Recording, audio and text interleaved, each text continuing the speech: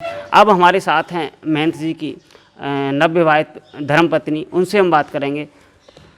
Radhe Radhe madam. पहले तो आप हमारे दर्शकों को आपका नाम, आपका जन्म कब हुआ, कहाँ से बिलोंग करती हो, आप परिवार के बारे में बताएं थोड़ा सा। मेरा नाम तृप्ता सिंह है और मैं दिल्ली से बिलोंग करती हूँ। और 1984 में मेरा जन्म हुआ और दिल्ली में मेरा जन्म हुआ। मेरी पूरी एजुकेशन, मेरी अपब्रिंगिंग सब दिल्ली में हुई। और आज की डेट में मैं भारतीय कला निधि एक संस्थान है, वहाँ पर सीनियर शोधकर्ता, सीनियर रिसर्च एसोसिएट हूँ। और करंटली नमामि गंगे प्रोजेक्ट में अमूर्त विरासत को डॉक्यूमेंट कर रही हूँ। तो उसके अंदर हम गंगा जी को गौमुख से गंगा सागर तक डॉक्यूमेंट कर रहे हैं। और यही अभी प्रोजेक्ट में मैं काम कर रही हूँ।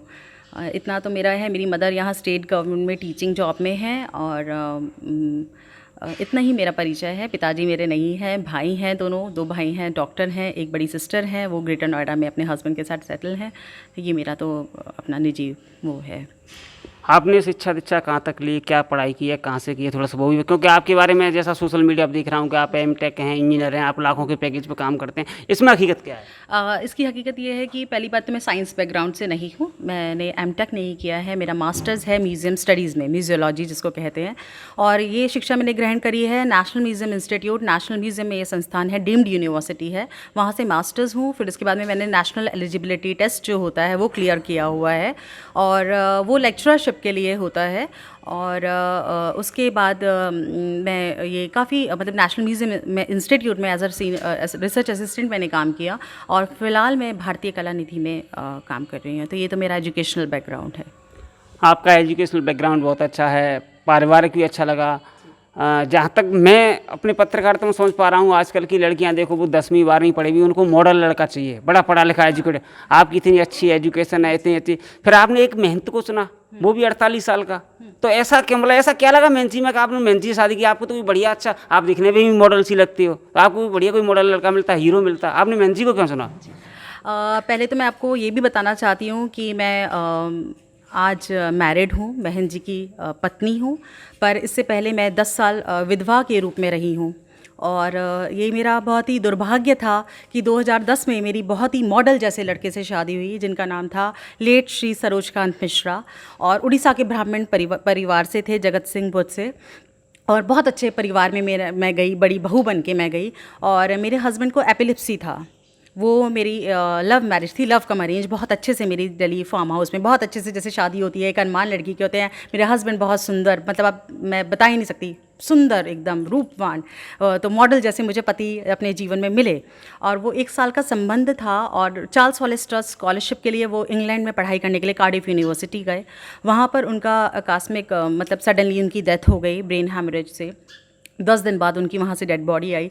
तो मतलब मैंने विधवा का 10 साल जीवन व्यतीत किया, जो कि बहुत ही दुर्भाग्य की बात है और बहुत ही कष्टदायी बात है। किसी महिला, किसी लड़की के साथ इतनी छोटी उम्र में ऐसा नहीं होना चाहिए जो मैंने अपने जीवन काल में व्यतीत किया। उसके बाद में महंत जी को मैंने एज अ पति स्वीकारा। वो इसलिए क्योंकि महंत जी मुझे बहुत योग्य लगे। जब मैंने महंत जी को डॉक्यूमेंट किया तो मैं महंत जी को पहले अपने परिवार के साथ पाती थी। मेरे बुआ फूफा जी यहाँ पर हैं, मेरी माता जी यहाँ पर हैं, तो उनके साथ मैं अक्सर दर्शन करने या मच्छकुंड आया करती थी। और थोड़ा यहाँ का वातावरण अच्छा है तो घूमने के लिए हम लोग आ जाया करते थे, मॉर्निंग वॉक के लिए शाम को। तो महंत जी बैठे रहते थे, तो मुझे लगता था ऐसे पंडित हैं, आजकल ज़्यादा योगी पंडित तो नहीं होते हैं, सब ऐसे ही बैठे रहते होंगे, कोई ऐसे अनायास होंगे। फिर हमारी एक मित्र हैं यहाँ के प्रसिद्ध, हमारे एक रघुनाथ अंकल जी हैं, एडवोकेट हैं, उनकी बिटिया के साथ मेरे बहुत अच्छे मतलब टर्म्स हैं, मेरी सहेली हैं वो। तो उनके साथ मैं आ जाती थी स्कूटी पे यहाँ पे। तो मैंने उस दिन महन जी से बात करी। मैंने बोला कि गुरुजी यहाँ बहुत स्कोप है, तो मैं यहाँ डॉक्यूमेंट करना चाहती हूँ, तो आप कुछ बताएं। तो जब मैंने महन जी से पहली बार बात करी तो मुझे महन जी बहुत ही विद्वान लगे, उनके पास बहुत ज्ञान लगा। और थोड़ा बहुत मैं भी पूजा पाठ करती हूँ, तो मैं दुर्गा सप्तशती का पाठ करती हूँ, और गुरुजी ने जब जिस तरीके से मुझे बताया तो मुझे लगा कि उनको वाकई ज्ञान है। तब मैंने उनसे आज्ञा ली कि मैं आपको कब डॉक्यूमेंट कर सकती हूँ। तो उन्होंने बोला आप कल आइएगा। मैं नहीं आ पाई, फिर थोड़े दिन बाद मैंने उनको डॉक्यूमेंट किया। तो मुझे बहुत योग्य लगे और ऐसा कुछ प्लान नहीं किया था, ये अनायास सडनली एक वो हुआ। मैंने उनको बोला आप मुझे यहाँ एक कुटिया दे दीजिए जहाँ पर मैं बैठ के ईश्वर का भजन करूँगी कभी कभार आके, और कुछ ना ये कृष्णा सर्किट में आएगा, ऐसा कुछ योजना गुरुजी ने मुझे बताया। तो मुझे लगा कि मैं भी आपको कुछ सहयोग कर पाऊँ, जो भी छोटा मोटा मेरा नॉलेज है, ज्ञान है, तो मुझे ऐसा लगा।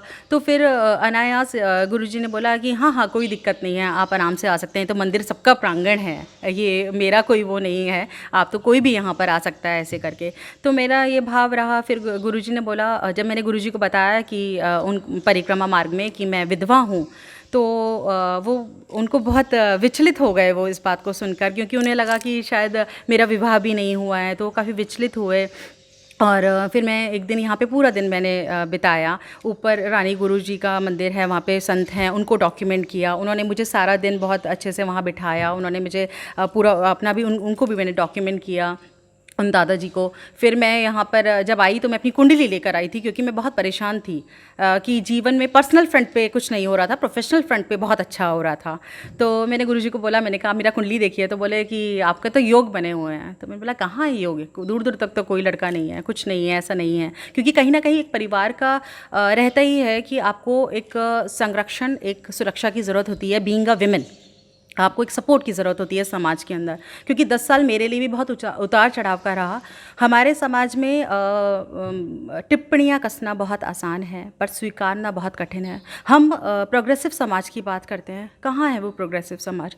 10 साल में ऐसा तो मेरे साथ भी हुआ कि बहुत लोगों ने मुझे आश्वासन दिया कि वो मुझे अपनाएंगे। मुझे लगा शायद ये मुझे अपनाएगा, मेरा घर बस जाएगा, पर ऐसा नहीं हुआ।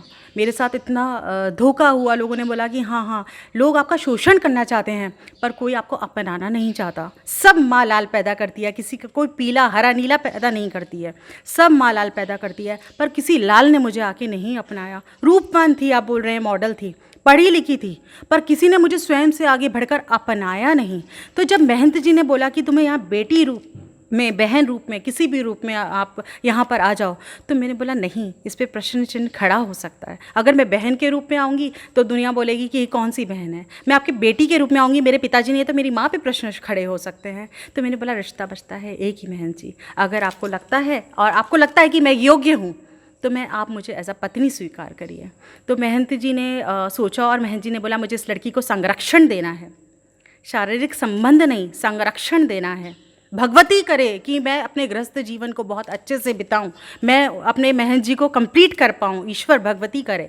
तो वो तो ईश्वर का वो है, पर ये एक बहुत बड़ा मेरे ऊपर कृपा है महंत जी की, जो उन्होंने इस उम्र में जाके इतने लोगों का विरोधाभास सहकर मुझे अपनाया है। जातवाद से मैं बहुत परे हूँ, क्योंकि मुझे ऐसा लगता है कि ब्राह्मण वो होता है जो ब्रह्मांड को जानता है। तो गुरुजी इतना ज्ञान रखते हैं, तो मुझे लगा कि हाँ, वो शास्त्रों के ज्ञाता हैं। और अगर मुझे भगवान का मंदिर मिल रहा है, जैसे मीरा थी, उसने भी जहर का प्याला पिया था, तो मैंने भी 10 साल बहुत जहर पिया। बहुत रूप से होता है, बहुत स्ट्रगल होता है आपके लिए। ज़िंदगी बहुत चैलेंज होती है। विधवाओं की स्थिति क्या है आप खुद ही बताइए। समाज में औरतों की डोमेस्टिक वायलेंस से बहुत सारी कठिनाइयाँ होती हैं।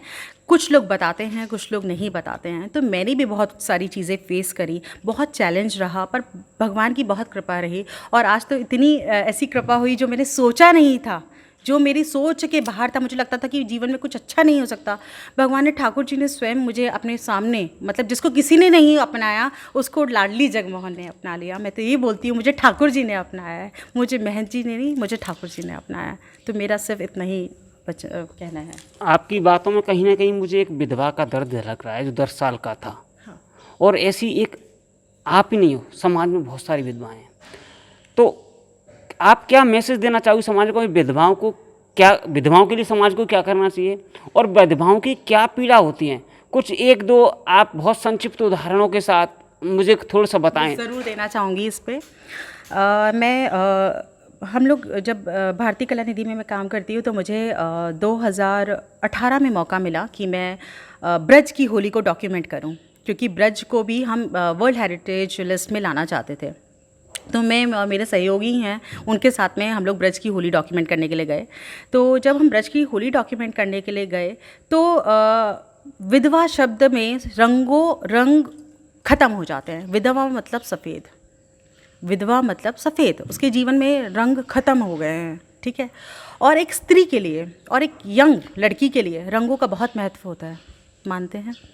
जब मैं ब्रज में होली को डॉक्यूमेंट करने के लिए गई और मैं राधा रानी के मंदिर में बरसाना में खड़ी हुई, और मैं जब वहाँ डॉक्यूमेंट कर रही थी, बहुत भीड़ थी, आपके सीएम साहब भी वहाँ जो यूपी के हैं वो आने वाले थे, और उस समय हम लोग वहाँ डॉक्यूमेंट करने के लिए गए, तो बरसाना को बहुत सुंदर सजाया गया था।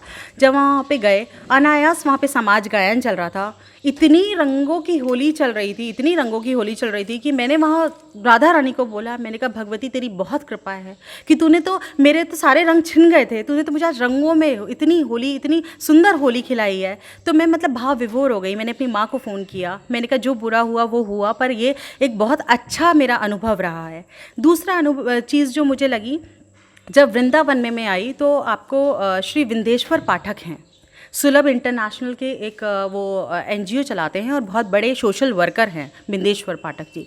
तो हमने उनको डॉक्यूमेंट किया, तब उन्होंने बताया, वो विधवाओं के लिए वृंदावन में बहुत काम करते हैं। तो उन्होंने बताया कि हिंदू न्यूज़पेपर में 2008 में एक आर्टिकल आया था जिसमें पता चला था कि वृंदावन में जो विधवाएं हैं उनको कोई अग्नि देने वाला नहीं होता है, उनके संस्कार के लिए, अंतिम संस्कार के लिए धन राशि नहीं होती है, तो उन विधवाओं को काट के बोरी में बांध के यमुना जी में बहा दिया जाता है। ये खबर 2008 के न्यूज़पेपर में, हिंदू न्यूज़पेपर में छपी थी। किसने वो आर्टिकल लिखा था तो वो मैं अभी नहीं जानती हूँ।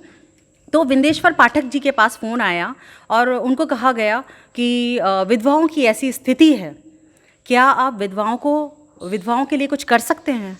तब विंदेश्वर पाठक जी 8 अगस्त की शायद वो न्यूज़ थी, और 12 अगस्त को विंदेश्वर पाठक जी वृंदावन पहुँचे। तब से उन्होंने विधवाओं का होली खेलना वहाँ पे शुरू करवाया। तो जब मैंने वहाँ पे मेरे पास तस्वीरें भी हैं जो मैंने खुद उनके साथ में, मैं भी विडो थी उस समय तो, और मैंने उनके साथ जो होली खेली, और जब मेरे को एक माता को हग करने का जो फीलिंग था, जो गले लगने का जो एक आलिंगन करने का जो एक फीलिंग था, वो मैं समझ सकती थी, क्योंकि मैं भी तब रंगों से परे थी। ठीक है कि मैं इस समाज में रह रही थी जहाँ पे मुझे बहुत प्रोग्रेसिव लोग थे, तो किसी ने मेरे ऊपर कोई टिप्पणी नहीं कसी कि आप सफ़ेद वस्त्र ही धारण करिए, आप ऐसे ही रहिए। कोई मेरे ऊपर वो नहीं था, बाउंडेशन कभी नहीं रही, ना मेरे ससुराल वालों ने कोई बाउंडेशन रखी, ना मेरे परिवार वालों ने कोई बाउंडेशन रखी, क्योंकि सब बहुत एजुकेटेड है। और जिस मैं जगह पे काम करती हूँ, जहाँ पर रहती हूँ वातावरण में, वहाँ लोग बहुत अच्छे हैं, तो वो उनके अंदर इतनी सभ्य वो है, समझते हैं वो भावनाओं को, तो उनको पता है कि उसको काम करना है तो वो सब कलर्स भी पहनेगी, अच्छे कपड़े भी पहनेगी, श्रृंगार भी थोड़ा बहुत करेगी। एक नॉर्मल बिंदी तो हम लगा ही लेते हैं, काली बिंदी जो मैं अक्सर लगाया करती थी, तो वो सब था। तो मैंने जब विधवाओं की सिचुएशंस को वहाँ पर खुद से जब देखा तो मुझे बहुत व्याकुल हुई मैं, और मुझे लगा मेरे जीवन में अगर भगवान मुझे वो मौका देंगे, अगर मैं थोड़ी सी भी एक बिंदु भर भी योग्य हो पाती हूँ, तो मैं विधवाओं के ऊपर एक फ़िल्म ज़रूर बनाना चाहती हूँ, जिसमें मैं एक ट्रांसफॉर्मेशन दिखाना चाहती हूँ कि पहले क्या होता था, बंगाल से सारी विधवाओं को भेज दिया जाता था, और आज क्या ट्रांसफॉर्मेशन है। मैं विडो हुई 25 साल की उम्र में, और मतलब क्या ट्रांसफॉर्मेशन है कि उनको कैसे दब दब के जीना पड़ता था। वो मीठा नहीं खा सकती, वो प्याज नहीं खा सकती, उनको ठाकुर जी को समर्पित कर देना है अपने आप को। पर मैं बोलती हूँ कि सतयुग में सावित्री होती है, कलयुग में नहीं होती है। कलयुग में वो वातावरण नहीं है। सतयुग में एक विधवा होती थी तो लोग उसको भी सम्मान से ही देखते थे। आज कलयुग में विधवा को भी कोई सही निगाह से नहीं देखता है। विधवा के 10 पति बनने के लिए आ सकते हैं, पर उसको आश्रय देने के लिए कोई नहीं आ सकता है। ये मेरा खुद का अनुभव है, ये आज के युग की मैं आपके सामने बात कर रही हूँ। तो मेरे लिए जब मुझे गुरुजी ने बोला कि मेरे को इस लड़की को संरक्षण देना है, तो मैं तो इनके मतलब चरणों में एकदम वो हो गई, और मैं तो फूट फूट के रोई। मुझे सुंदर पति मैंने देखा, अगर वो रूपवान पति ही मेरे भाग्य में होते तो वो उनकी मृत्यु नहीं होती, वो जीवित रहते, पूरा जीवन मेरा साथ देते, और मेरा जीवन बहुत अच्छा होता, आज मेरे बच्चे होते। तो वो मेरे भाग्य में नहीं था। तो कहीं ना कहीं ये शायद कोई प्रारब्ध था, विधि का विधान था। मैं भी आध्यात्मिक रुचि रखती हूँ, भगवती का पाठ करती हूँ, और शायद मेरी प्रार्थना इतनी सच्ची थी कि 10 साल बाद, बहुत समय लगा, भगवान मुझे अपनी शरण में ले आए। मीरा ने भी जहर का प्याला पिया, भगवान ने मुझे जहर नहीं दिया, मुझे महंत जी दे दिए, और शायद मेरा जीवन संवर गया। और मैं तब ईश्वर से और लोगों से यही बोलूँगी कि आप लोग सब अपना आशीर्वाद दें, मुझे क्षमा करें। जातिवाद को मैं नहीं मानती हूँ, धर्म को मैं नहीं मानती हूँ। मैं जब धौलपुर को डॉक्यूमेंट करने आई थी तो मैंने गुरुजी को डॉक्यूमेंट किया। मैंने एक नूर साहब हैं मस्जिद पे, उनको डॉक्यूमेंट किया। आप शायद पता भी कर सकते हैं। तो मेरे लिए मतलब जैसे पुष्कर जी है, अजमेर शरीफ है, वैसे ही अपना मचकुंड तीर्थ है और ये दरगाह है जो कि अजमेर के भांजे शरीफ जो जिनको कहते हैं भांजे हैं ना, अजमेर शरीफ के जो भांजे हैं। तो मैं धर्मों से ऊंची उठी हुई हूँ, मैं जात पात से ऊंची उठी हुई हूँ, पर हाँ, विधवा होना क्या होता है ये मैंने महसूस किया है। विधवा होना क्या होता है मैंने उसे जिया है। विधवा होने के बाद क्या शोषण होता है मैंने उसको जिया है। आपको मेरे पति मेरे पास रह के उनकी मृत्यु नहीं हुई, वो बहुत दूर जाके 7 समुद्र पार जाके उनकी मृत्यु हुई। और मैंने ये भी सुना कि मैं मनहूस हूँ। तो मैंने अपने भगवान को बोला, इस ठाकुर जी को बोला, मैंने कहा मैं इतनी बुरी थी, आपने मुझे इतना बड़ा कष्ट दिया, मैं तो आपकी उपासक रही, आपको अच्छा अच्छा श्रृंगार कराया, आपके लिए अच्छी अच्छी पोशाकें खरीदी, पर मेरी भक्ति में कभी कमी नहीं आई। ये ईश्वर का मेरे ऊपर बहुत आशीर्वाद रहा। और मैं सबसे यही बोलूँगी कि समाज में लोगों का सहयोग करिए, जाति पात से और ये धर्म की बातों से हम थोड़ा ऊपर उठें, एक दूसरे को सहारा दे पाएँ, जीवन में कुछ अच्छा कर पाएँ और बहुत खुश रह पाएँ। अगर हम छोटे छोटे प्रयास करेंगे ना तो शायद हर कोई बहुत सुखी हो जाएगा। जीवन बहुत सुंदर है, लोग बहुत अच्छे हैं, पर 10 साल मेरा अनुभव इतना बेकार रहा, लोग बहुत मुझे भी गलत तरीके से देखते होंगे। तो मैं शायद मेरी माँ का इतना स्ट्रॉन्ग सपोर्ट रहा, भगवान का बहुत सपोर्ट रहा, गलत जगह पे मैं फंसते फंसते भी बच गई। प्रभु की ऐसी असीम कृपा रही। और भगवान का पाठ करती थी, भगवती का पाठ करती थी, तो भगवती ने आज मुझे आशीर्वाद या किसी भी रूप में बहन जी को दिया और उन्होंने मुझे अपनाया है। यहाँ पर कोई ऐसा नहीं है कि हम लोग कोई गृहस्थ का हमारा वो उद्देश्य है कि हमें अभी संतान पैदा करनी है या शारीरिक संबंध, ऐसा भोग विलास की कोई दृष्टि नहीं है। ईश्वर करे ऐसा हो, मैं चाहती हूँ कि मैं उनकी पत्नी बनी हूँ, तो हर स्त्री की एक वो होती है। पर इसमें हमें यह है कि हम समाज में छोटा मोटा कुछ अगर कर पाएँ, विधवाओं के लिए ही कर लें, एक अनाथ आश्रम, बड़े बुजुर्ग इतने बुरी कंडीशन में हैं उनके लिए कुछ कर लें, बहुत गरीब बच्चे हैं, अपनी संतान पैदा ना करके 2 गरीब बच्चों को पाल दें। तो मुझे ऐसा लगता है, अभी मैं बोल रही हूँ, कथनी और करने में, कथन और करने में बहुत अंतर होता है। ईश्वर से प्रार्थना है कि हम कुछ कर पाएँ, ऐसा विचार, ऐसा सोच रखी है। बाकी देखते हैं। बाकी इस समाज में बड़े बड़े संतों ने समय समय पे इस टाइप के डिसीजंस लिए हैं लोगों को संरक्षण देने के लिए। अगर आप मुस्लिम समाज की बात करते हैं तो 3 शादी का वहाँ पे लोग उनको गलत ठहराते हैं। उसका उद्देश्य यही होता था कि कोई स्त्री अबला हालत में है, कोई बेचारी हालत में है, कोई विधवा हो गई है, किसी का एक्सीडेंट में पति मर गया है, कुछ हो गया है, तो उसको अपना लिया जाता था कि इसको संरक्षण मिले, कोई इसको गलत उद्देश्य से नहीं देखे। तो वहाँ पर भी 3 शादियाँ इसलिए होती थी कि एक आदमी ऊपर खड़ा रहे कि इस स्त्री को कोई गलत भाव से ना देखे, वही वहाँ पर समाज में रहा है। तो इस टाइप से हमारे समाज में चीज़ें होती रही हैं, आप अगर पहले से देखें तो। और दूसरा, राजा राम मोहन, हम सोशल रिफॉर्म की बात करते हैं, हम बोलते हैं कि हमारा समाज बहुत प्रोग्रेसिव है और बहुत मतलब चेंजेस हमारे समाज में हो रहे हैं। आज हम कैसी बातें कर रहे हैं? समाज तो वो था, राजा राम मोहन रॉय हुए, स्वामी विवेकानंद हुए, दयानंद सरस्वती हुए। हम सोशल स्टडीज़ में चैप्टर पढ़ते हैं, शायद 6ठी 7वीं कौन सी कक्षा में पढ़ते हैं। तो जब हम ये सारी चीज़ें पढ़ते हैं तो हम उसको लागू क्यों नहीं करते हैं? हम उसको लागू क्यों नहीं करते हैं? आप समझ रहे हैं कि हमें छोटे छोटे प्रयास करते रहने चाहिए। मतलब बहन जी इतने बड़े हैं, मेरे को भी लगा जब ये ऐसी बात हुई कि किसी बड़े व्यक्ति को स्वीकारना, 10-12 साल का एज डिफरेंस है, मैं 84 की जन्मी हूँ, वो 73 बॉर्न है या 72 बॉर्न है, तो एक अपने आप में चैलेंज होता है पति स्वरूप में बड़े इंसान को रखना। आप समझ रहे हैं, बहुत समय लगेगा जुड़ने में, पति स्वरूप में जुड़ने में बहुत समय लगेगा। अब तो वो गुरुजी के रूप में है, मैं उनको चरण स्पर्श कर रही हूँ, ठीक है, मुझे उनके द्वारा मुझे श्रृंगार मिल गया। बिच्छुओं की क्या वैल्यू होती है मुझे पता है, मंगलसूत्र की क्या वैल्यू होती है मुझे पता है, क्योंकि मैं इसको एक बार उतार चुकी हूँ। इस लौंग की क्या वैल्यू होती है मुझे पता है। ईश्वर किसी के साथ ऐसा अहित ना करे जो 25 साल की आयु में मेरे साथ हुआ, किसी के साथ ना हो। और मैं ही नहीं, मेरी माँ के साथ में हुआ, तो मैंने अपनी माँ को भी देखा है। 37 साल में मेरी माँ विधवा हुई, 4 बच्चों का उन्होंने देखा, 3 बच्चों को उन्होंने पाला, और उसके बाद में चैलेंजेस उनके साथ में भी था। और अगर आप रूपवान हैं तो चैलेंजेस डबल बढ़ जाते हैं। अगर आपको भगवान ने रूप भी दे दिया ना तो चैलेंजेस बहुत बढ़ जाते हैं। तो मैं समाज से बस मतलब मेरा तो यही अनुरोध है कि इस चीज़ को गलत ना समझें। सोशल मीडिया पर तरह तरह की टिप्पणी हो रही हैं, मैंने सुना जैसे आप अपसेट भी हुई थी कल, तो उसको लेकर समाज से क्या अपील करना चाहोगी, बहुत संक्षिप्त में, क्योंकि इंटरव्यू लंबा हो रहा है। मेरा बस यही है कि ऐसे कथन ना बोलें जिसमें कोई भी हर्ट हो। और ठीक है, सबके अपने मत होते हैं, उनको भी लगा होगा कि वो विचलित हुए होंगे कि एकदम महंत जी ने ऐसा फैसला कैसे लिया, क्योंकि कहीं ना कहीं कास्ट वाली बात आती है, उनको ऐसा लगा होगा। तो वो उनकी अपनी खुद की राय है, उस पर मैं ज़्यादा कुछ नहीं कह सकती हूँ। पर मैं उनसे अनुरोध कर सकती हूँ हाथ जोड़ के कि आप इस चीज़ को स्वीकारें। मैं आपकी बेटी हूँ, बहन हूँ, या जिस भी रूप में आप मुझे देखते हैं, तो मैं आपके समाज का हिस्सा ही हूँ। अगर मेरे साथ बहन जी ने मेरे अपनी आइडेंटिटी मुझे दी है, एक आइडेंटिटी उन्होंने पहचान दी है, अपना नाम मुझे दिया है, तो आप लोग भी उसकी इज्जत करें और हमें बस आशीर्वाद दें। इतना ही मेरा कहना है। आपका जीवन बहुत कष्ट में रहा, अब आप द्वारा से आपकी शादी होगी। हम भगवान से प्रार्थना करते हैं, फर्स्ट ट्रैक पूरा परिवार ये दुआ करता है कि आपका जीवन खुशियों से भरा रहे। तो आपने हमें इंटरव्यू के लिए समय दिया, आपका बहुत बहुत धन्यवाद। महंत जी को शादी को लेकर पिछले 2 दिन से देख रहा हूँ, जैसा कि सोशल मीडिया पर बखेड़ा हो रहा है, मेरे पास भी फ़ोन आ रहे हैं। मैं समाज के इन मठाधीशों की बात को सम्मान करता हूँ। ठीक है, जाति से बाहर शादी नहीं कर, मैं मान लेता हूँ, लेकिन आपके पास समस्याओं का समाधान क्या है? एक 25 साल की, 20 साल की, 26 साल की लड़की विधवा हो जाती है शादी के 1 साल बाद, 2 साल बाद। क्या समाज ने अभी इसी बिंदु पर कोई विचार किया? इंसान का जीवन 100 साल का होता है, बाकी 75 साल वो जीवन कैसे काटेगी? जैसा भी इन्होंने बताया कि रूपवान होती हैं तो चैलेंज बहुत बढ़ जाते हैं।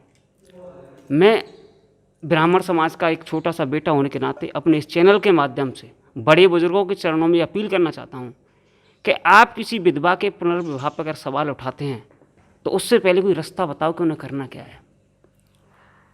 हमें अच्छा लगेगा कि आप विधवाओं का पुनर्विवाह शुरू करेंगे, समाज शुरू करेगा। आप अपने हुक्म में कि नहीं ऐसे होता है, लेकिन किसी की पीड़ा भी तो समझिए। साथी राहुल शर्मा के साथ संदीप शर्मा, फर्स्ट ट्रैक, धौलपुर।